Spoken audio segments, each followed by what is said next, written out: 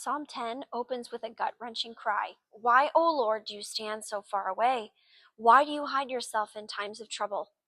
The psalmist is grappling with the seeming triumph of the wicked, the arrogant, and the unjust, those who exploit and oppress. We live in a world where the dark forces seem to have the upper hand, and sometimes it can feel like God is absent when we need him the most. But this psalm isn't just about the wicked. It's also about the spiritual battle behind their actions.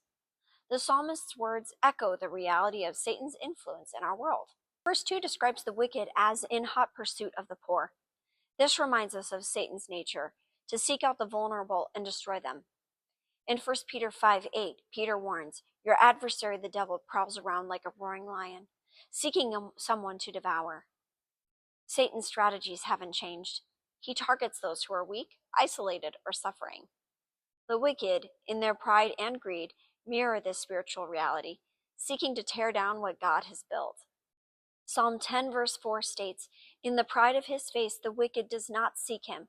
All his thoughts are, there is no God. Here we see the essence of Satan's rebellion, pride. Satan's fall was rooted in his desire to be above God. You can find more about that in Isaiah 14:12-15. The wicked reflect the same attitude, living as though they are self-sufficient and beyond accountability. There is no God, they say, not just in their words, but also in their actions. Satan's lie from the garden in Genesis 3 verse 1 was the original seed of rebellion, and it still flourishes today in the hearts of the pride and the arrogant.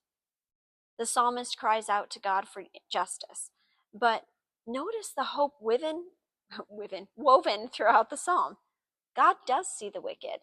He will bring them to account. Psalm 10:14 says, but you do see, for you note mischief and vexation, that you may take it into your hands. This is a promise. Though Satan may seem to rule for a time, his reign is limited. God is not distant, nor will he allow evil to go unchecked forever. In Revelation 20:10, we see the ultimate fate of Satan, the very one who inspired all wickedness we see in the world.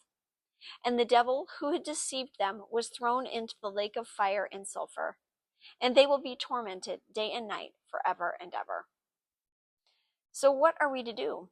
We are called to stand firm. The wicked may rage and Satan may roar, but as James 4 verse 7 reminds us, submit yourselves therefore to God. Resist the devil, and he will flee from you. Hold fast to the faith, knowing that God's justice will prevail. His silence is not his absence, and his delay is not his defeat. The wicked may seem to prosper for a season, but their end is sealed. Our hope is in the God who sees, who judges, and who will one day make all things right.